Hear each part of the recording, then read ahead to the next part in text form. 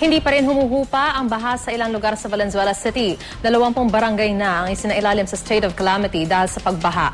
Mula sa Valenzuela City, may ulat on the spot si Salima Refran. Sam? Maris, mag-iisang linggo na lubog sa tubig baha ang ilang bahagi ng Valenzuela City dahil na rin sa mga pag-uulan at high tide. Malakas ang ulan kanina dito sa Valenzuela City. Sa barangay Dalandanan pa lang, lampas gutter pa rin ang tubig. Ang barangay Pasolo, hanggang bewang pa ang tubig. Kaya mga residente, kung di nakapaa, nakabota. Panay pedicab lang ang namamasada.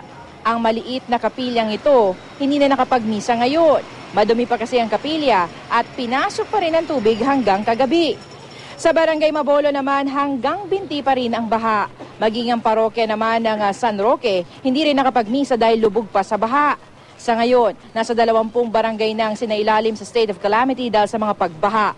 13 dito ang may evacuation centers kung saan nasa 200 pamilya pa ang nanunuluyan. Wala po, kasi po binaha po sa laki po ng tubig. Kaya hindi po natuloy ang misa ngayon. Ang high tide po rito sa tanghali, mga 12 pataas. Mababa siya ng mga 6:30.